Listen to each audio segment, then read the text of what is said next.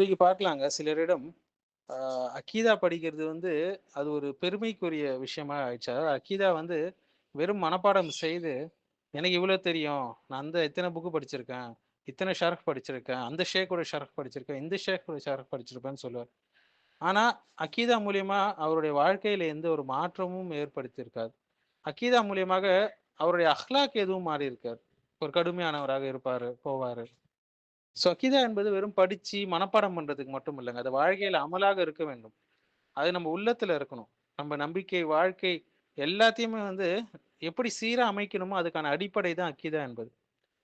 வாழ்க்கையில என்னென்ன மாற்றங்கள்லாம் வரணும்னு பார்த்தீங்கன்னா, ஃபர்ஸ்ட்டு தௌஹீத் அவருக்கு வந்து தெளிவாக, உறுதியாக ஆவணும் அவரு. எல்லா இபாதத்தும் அல்லாஹ்க்கு மட்டும் தான் செய்யணுன்ற அந்த உறுதியான நிலைப்பாடு அவர்ட்ட வரணும். ஷிர்கி அது எந்த வகையில இருந்தாலும் அதை அவர் முழுமையாக வெறுக்க வேண்டும், ஒதுங்கி வாழ வேண்டும். மேலும் அவர் படிக்கக்கூடிய அந்த அகீதா, அல்லாஹ் தான் ரஸ்ஸாக்ன்னு படிச்சுட்டாருன்னா, அந்த அகீதா அவர் என்ன செய்யணும்? அல்லாஹ்வின் மீது மட்டும் தான் நம்ம முழுமையான தவக்குல் வைக்கணும்ன்ற அந்த விஷயம் அவர்ட்ட வெளிப்பட வேண்டும். பிரச்சனை வந்தால் மனிதர்களை அல்ல, அல்லாஹ்வை நாட வேண்டும். அவன் எப்போதும் இருக்கிறான் எனக்கு உதவுவதற்கு என்ற உள்ள நிலை வர வேண்டும். நாம் படிக்கக்கூடிய அக்கீதா அல்லாஹ்வின் மீது அச்சத்தை நமக்கு அதிகரிக்க வேண்டும். ஹவுஃப், ரஜா அல்லாஹ்வின் கிட்ட ஒரு எதிர்பார்ப்பை அதிகரிக்கணும். அல்லாஹ்வின் தண்டனையை பயந்து பாவங்களை தவிர்க்கக்கூடிய நபராக இருக்கணும். அவர் படிச்ச அக்கீதா அவருக்கு இந்த அளவுக்கு ஒரு எஃபெக்ட்ட குடுக்கணும் அவர் லைஃப்ல. அவனுடைய கருணையை நம்பி, அவனுடைய கருணையை எதிர்பார்க்கக்கூடியவராக அவர் இருக்க வேண்டும். ஒருத்தர் அக்கீதா படிக்கிறாரா, அவர் முகஸ்துதியை விட்டு தூரமாக வேண்டும். புகழடிப்பது, அகம்பாவம் கொள்வதை விட்டு தூரமாக வேண்டும். மனிதர்கள் பார்க்கணும் என்பதற்காக இபாதத் செய்யக்கூடாது. அல்லாஹ் பார்க்கிறான் என்பதற்காக முக்கியத்துவம். அவர் இபாதத் செய்யணும். அப்பதான் அவர் சரியான முறையில அக்கீதாவை பின்பற்றுகிறார் என்று அர்த்தம். அல்லாஹ் சமீ அல் பசீர் என்பதை சரியாக புரிந்து கொண்டார் என்று அர்த்தம். அவருடைய இபாதத் சுத்தமாகணும். துவா, தொழுகை, சதகாக்கள் எல்லாம் அல்லாஹ்வுக்காக இருக்கணும். அவர்கிட்ட தர்கா வழிபாடோ, கபருடைய விஷயங்களோ, பிதத்தான விஷயங்கள் எதுவுமே வெளிப்படக்கூடாது. அப்பதான் அவர் சரியான அக்கீதாவை படித்திருக்கிறார். அக்கீதாவுடைய பலன்களை அவர் அனுபவிக்கிறார் என்று அர்த்தம்.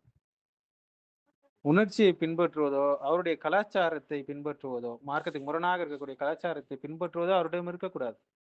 எங்க வீட்ல இப்படிதான் செய்றாங்க. எங்க குடும்பங்கள்ல வந்து வம்சாவழியா அப்படிதான் செய்றோம் என்ற மார்க்கத்துக்கு முரணான விஷயமாக இருந்தாலும், கலாச்சாரம் என்று அவர் ஒருபோதும் பின்பற்றக்கூடாது. அல்லாஹ் சொல்லியிருக்காங்க, நபி ஸல்லல்லாஹு அலைஹி வஸல்லம் சொல்லியிருக்காங்களா என்பதை மட்டுமே அளவுகோலாக வைத்து அவர் செயல்பட வேண்டும். அப்பதான் அவருடைய அக்கீதா அவர் மீது செல்வாக்கு செலுத்துதுன்னு என்ற அர்த்தம்.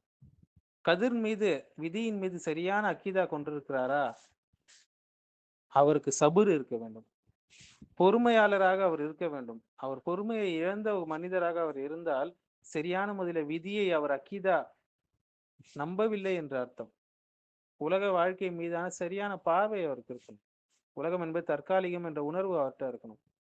உலக ஆசைகள் அவர்ட்ட குறைய வேண்டும். ஆகிரத்துல அவர் அதிகமா கவனம் செலுத்தணும். அப்பதான் அவர் சரியான சலஃபி அக்கீதாவை பின்பற்றுகிறார் என்று அர்த்தம்.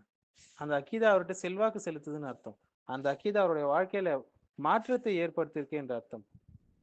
சொர்க்கத்தை அடைவதில் அவர் தீவிரம் காட்டக்கூடியவராக இருக்கிறாரா, நரகத்தை விட்டு தூரமாகுவதில் அவர் தீவிரம் காட்டக்கூடியவராக இருக்கிறாரா என்பதை பார்க்க வேண்டும். அதனால தான் இமாம் இப்னு தைமியா அக்கீதத்துல் வாசித்தியால அஹ்லாக்கை ஒரு தலைப்பாக கொண்டு வராங்க கடைசியில.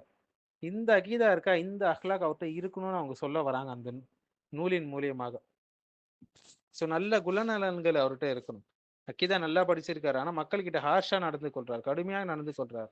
அவர்ட்ட பொறுமை இல்ல. அவர்ட்ட நேர்மை இல்ல. அவர்ட்ட மென்மை இல்ல என்றால், அவர் சரியா அக்கீதா படிக்கலன்னு அர்த்தம். சரியா அக்கீதா உள்வாங்கல என்று அர்த்தம்.